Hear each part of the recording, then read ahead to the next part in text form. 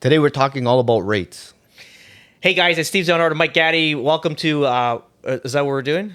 We're doing the intro? I don't know. I thought Mike was doing the intro. He's just going to do The policy, then I'm doing the intro? Rates. So I was going to do it accurate. Okay, very good. I love Let's it. start again, Mike. Ready? No clue. 30.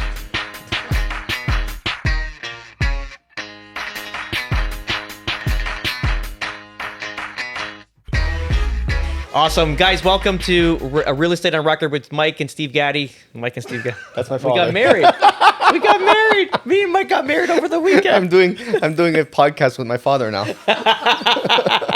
It might have to be on concrete, not real estate, but we can do it. Where's this thing of porcelain? Hey guys, today we're talking all about rates.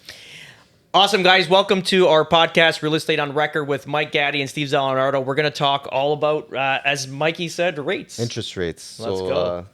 Tiff Macklem, our fearless leader. Yeah, so we're talking about, usually there's soft meet days, right? And the June 7th was a soft meet date. It was like, okay, they're going to meet, and then they're going to change policy on the 9th. And I was predicting, too, we were talking about it 2 weeks prior. It's like the CPI reverse. It's gone up 1 basis point higher than what it was reported the month prior. So clearly we're going to have an interest rate hike. And then, as you said, it was... I thought it was a little bit of a surprise. I thought they were going to hold off this time, but they surprised us with quarter point. So we went from 4.5 to 4.75. Yeah.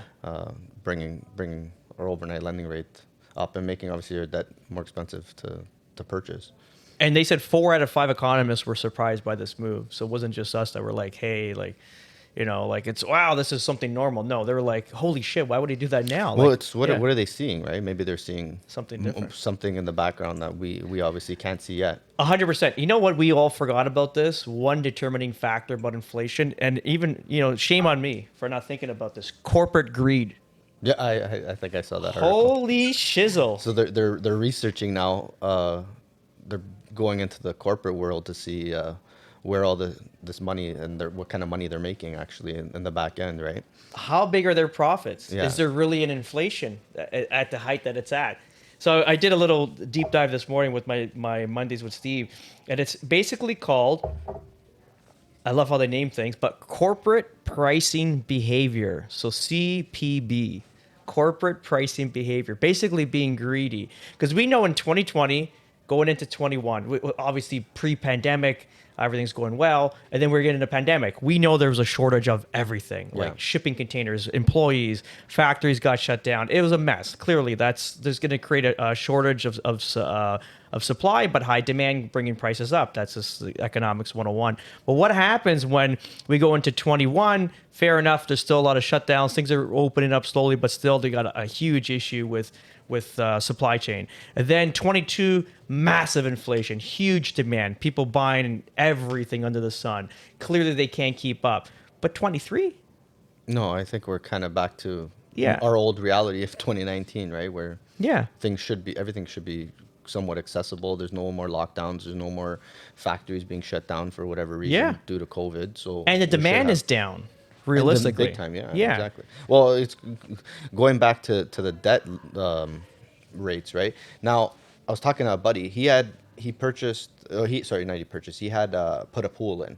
Basically, in 2021, he took out a HELOC at 1.8%. Explain a HELOC. What is it? Home equity line of credit. So basically, we borrow against our house, or we take this HELOC against the equity in our house. So now we're able to go purchase whatever with it.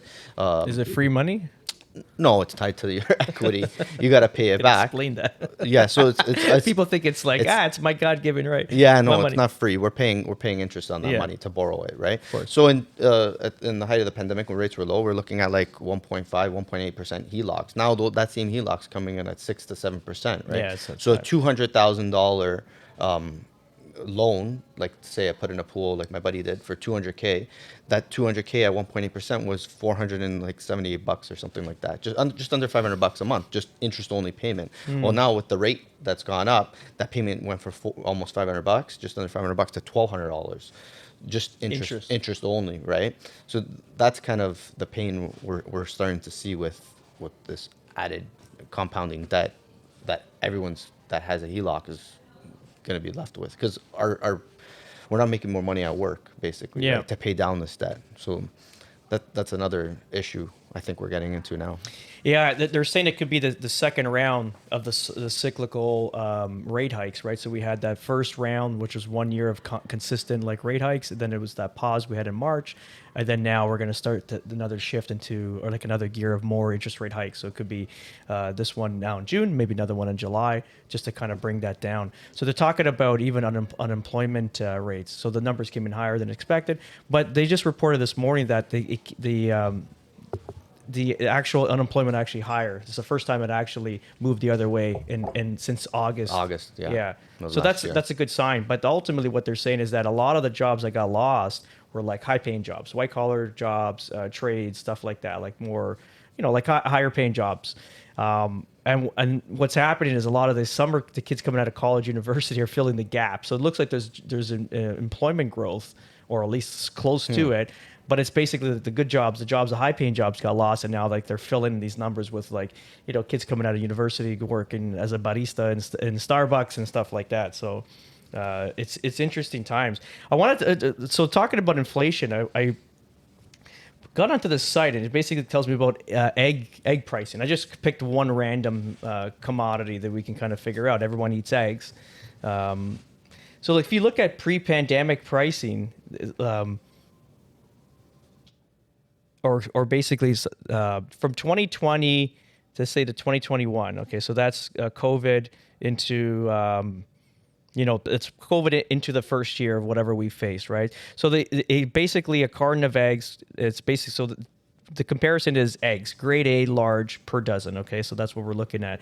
Went up 4.5%. So from 2020 to 2021, it went up 4.5%. So then let's keep going. So 22 obviously is our highest inflation ever. So from 2020 to 2022, it was up 38% from normal. Wow. Okay, so if you were buying a carton of eggs, it was $4.52 rather than, let's say, $3.27, right? And then if you get into 23... This is comparable to when? No, there's comparing like 2020 Oh. over, right? So 2023 is 70% higher than 2020 Wow. altogether, right? So if you're buying a carton of eggs now, it's like $5.59. This is a U.S. Site, Right. but which is very similar to what we pay. Just one's in CAD and the other one's USD, but it's the same thing. So now it's 70% higher than, let's say, 2020. Now, even if with the corporate greed or the corporate, what is it called? Corporate behavior. The hell, I gotta remember that term. Corporate pricing behavior.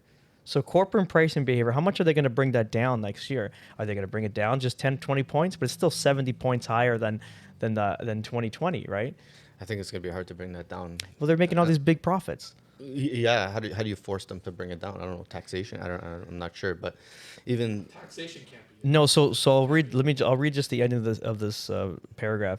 So it's Bank of Canada Governor Tiff Macklem, which is our best friend. We mention him on everything. Commented last month on corporate pricing as an area the bank is watching very closely, boys. Noting that the phenomenon is normalizing amid falling commodity price and supply chain improvements. So they're expecting things to come down, and they're not. And now is it corporate greed? These are like, monopoly. There, like, let's say all the big food chains, like, hey, I'm going to be priced here. We got to keep it. It's like those boardroom meetings, like the mafia. Who knows, right? I would imagine that goes on. It has to. 100%. Like, we got to keep They're all- everything kind they're of all sitting consistent. at the same table. Yeah, right? they all have the same interests. Even talking to my friend that's in the food industry, imports food, like prices have come down in shipping and Yeah. containers and stuff, depending on where you're getting it from. So let's say it was half of what it was. So at the height, he was paying like 14, 15 grand a container. Now he's paying 7, 8,000. It's come down, right? It's come down. Okay. But on the flip side, they're still dealing with like droughts, fires. So depending what kind of food you're importing, their prices are skyrocketing. Fuel prices are crazy to farm, right? So in one sense, things are coming down. In another sense, things are going up. So those price increases, they're still hammering the price increases to the grocery store on a daily basis. So The whole point is how you make money. Let's just, if you spin it into an investment, which you are, if you're buying your personal residence, it's an investment. One day you want to sell it when you retire. That's not everybody has investment properties or a huge like cash out from a business when they sell. So their house hopefully, gains a lot of value from when you purchase it. When you flip it, you can retire. You can make better, decisions other than just stay in the house. So yeah, like if you're buying houses for relatively, reasonable pricing, yeah, you're just gonna, as long as you can hold on to the rate temporarily, then it's worth it, right? Hey guys, thanks for watching Real Estate on Record with me and Mike. If we have any questions or comments, always leave them here on YouTube, and we'll get back to you with the answers. Have a great day, guys. Ciao. Thanks, guys. See you on the next one. Woo! There we go. Let's go.